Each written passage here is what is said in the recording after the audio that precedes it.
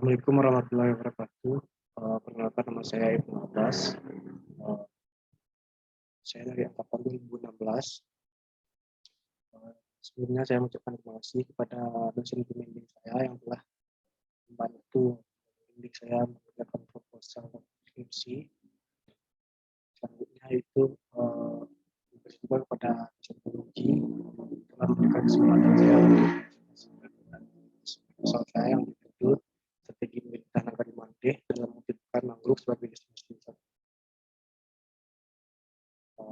Bab 1 pendahuluan. Indonesia merupakan negara kepulauan terbesar di dunia yang menjadikan sebagai wilayah maritim dengan garis pantai yang sangat panjang. Indonesia merupakan negara kepulauan yang memiliki garis pantai terpanjang nomor 2 di dunia dengan panjang 99.093 km. Dengan demikian, Indonesia memiliki begitu banyak ekosistem yang berada di perairan laut, sehingga menjadikan Indonesia salah satu negara dengan sumber daya alam yang begitu bagus. Salah satunya yakni dengan keberadaannya mangrove yang memberikan banyak manfaat bagi seluruh keadaan yang berada di pesisir pantai. Begitu juga dengan keadaan hutan mangrove yang ada di dunia pada saat sekarang ini, yakni sekitar 16.530.000 hektar, di mana pada saat sekarang ini Indonesia memiliki hutan mangrove sebanyak 3.490.000 hektar atau setara dengan 21% mangrove yang ada di dunia. Sedangkan Indonesia sendiri hutan mangrove menjadikan salah satu yang terbesar di dunia. Dengan panjangnya garis pantai yang ada di Indonesia, luas potensial hutan mangrove di Indonesia adalah 8,6 juta hektar, yang terdiri dari 3,8 juta hektar yang terdapat di kawasan hutan dan 4,8 juta hektar yang terdapat di luar kawasan hutan. Berikut adalah persebaran hutan mangrove yang ada di Indonesia. Ekosistem mangrove Indonesia sendiri diatur dalam Undang-Undang Nomor 32 Tahun 2009 tentang perlindungan dan pengelolaan lingkungan hidup, yang memberikan regulasi seputar pengelolaan lingkungan hidup, termasuk dalamnya mengatur tentang permasalahan kerusakan lingkungan hidup. Kondisi ekosistem mangrove dengan status kritis pada saat sekarang ini mencapai 637.624 hektar atau setara dengan 19,26% dari total ekosistem mangrove yang ada di Indonesia. Beberapa ancaman ekosistem mangrove di Indonesia disebabkan oleh alih fungsi menjadi lahan tambak, pelabuhan, industri, permukiman, dan perkebunan. Pada saat sekarang, salah satu cara dalam melestarikan hutan mangrove adalah dengan membuat hutan mangrove sebagai salah satu tujuan ekowisata.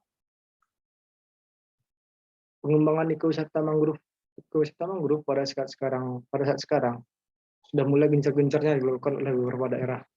Salah satunya yang telah berhasil melakukan pengelolaan hutan mangrove melalui bentuk ekowisata adalah Desa Wisata Apar, yang dimana pada tahun 2021 ia mendapatkan penghargaan terbaik kategori desa digital pada Anugerah Desa Wisata Indonesia tahun 2021.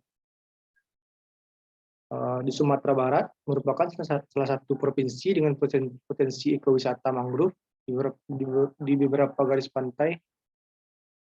Salah satunya yakni ingin mengembangkan konsep ekowisata mangrove yang berada di Kabupaten Pesisir Selatan, yaitu yang tepatnya berada di Nagari Mandeh, Kecamatan Kuto 11 Tarusan, yang menjadi kawasan ekowisata bahari Kabupaten Pesisir Selatan, yang sangat memiliki prospek wisata yang sangat baik untuk dikembangkan sebagai kawasan wisata bahari. Potensi kawasan ekowisata bahari menjadikan dasar pemikiran penulis untuk membuat fungsi kawasan wisata yang selaras dengan kebaharian. Berikut adalah luas persebaran mangrove yang berada di Sumatera Barat.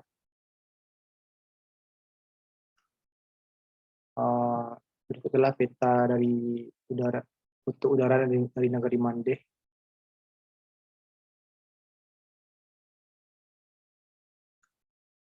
Berdasarkan gambar tersebut menjelaskan bahwa Nagari Mandeh memiliki luas penggunaan lahan sebanyak 2.441 hektar yang terdiri dari jalan, hutan, pemukiman, sawah, dan lain sebagainya. Kampung Mande memiliki luas hutan mangrove sekunder sebanyak 82 hektar dan merupakan salah satu daerah yang memiliki hutan mangrove terluas di pesisir selatan. Akan tetapi penggunaan lahan mangrove tersebut di Mande lebih kurang akan digunakan untuk kawasan ekowisata. Pengelolaan ekowisata mangrove diatur dalam Peraturan Provinsi Sumatera Barat nomor 2 tahun 2018 tentang rencana zonasi wilayah pesisir dan pulau-pulau kecil Provinsi Sumatera Barat, yang mengatakan strategi pengelolaan hutan mangrove meliputi peningkatan luas rehabilitas hutan mangrove yang telah rusak, pengembangan ekowisata mangrove yang berbasis masyarakat, pengelolaan kawasan hutan mangrove secara terintegrasi dan lintas sektoral, pemberdayaan masyarakat di sekitar hutan mangrove, dan kesadaran masyarakat untuk terlibat aktif dalam perlindungan dan pelestarian hutan mangrove. Berikut adalah perencanaan atau master plan yang telah dibuat oleh pemerintah Nagari. Mungkin salah satunya akan dibangun dermaga dan cottage dan lain sebagainya. Ini bisa dilihat. Bahwasanya dalam pembentukan ekowisata mangrove, dengan adanya visi dan misi dari setiap lapisan dari yang terdapat di Negeri Mande, secara umum pembentukan ekowisata mangrove ialah secara pemerintah Nagari dalam mengembangkan potensi yang dimiliki, sehingga menjadikan visi yang akan diwujudkan oleh pemerintah Nagari dan masyarakat. Dan begitu juga pemerintah Nagari Mande ada beberapa program, yakni seperti meminta suatu perizinan yang telah dibantu oleh DKP Provinsi agar pada tahun 2022 wisata mangrove di Mande dapat terrealisasi. Di samping itu, pemerintah Nagari Mande juga membuat master plan tentang ekowisata mangrove. Begitu juga dengan peranan masyarakat yang ada di Nagari Mande tersebut dalam mensukseskan ekowisata mangrove agar masyarakat di sana supaya dapat bekerja sama dengan pemerintah Nagari agar hal yang diinginkan dapat terwujudnya mangrove sebagai destinasi wisata. Rumusan masalah. Berdasarkan latar belakang masalah yang telah digambarkan oleh peneliti, maka rumusan masalah yang dalam penelitian ini adalah strategi pemerintah Nagari Mande dalam mewujudkan mangrove sebagai destinasi wisata. Tujuan penelitian. Adapun tujuan penelitian yang ingin dicapai adalah untuk mendeskripsikan dan mengetahui strategi pemerintah Nagari Mande dalam mewujudkan mangrove sebagai destinasi wisata. Manfaat penelitian. Yang pertama, manfaat teoritis. Secara teoritis, penelitian ini merupakan media bagi peneliti untuk menerapkan dan menguji teori-teori yang telah dipelajari sehingga nantinya akan menambah nalar peneliti dalam menganalisis satu permasalahan yang terjadi. Tentunya itu manfaat praktis. Yang pertama, bagi penulis sebagai sarana untuk penyerapan ilmu pengetahuan yang selama ini peneliti dapat dan pelajari dalam perkuliahan, serta membuat peneliti melakukan penelitian secara langsung terhadap permasalahan yang diteliti.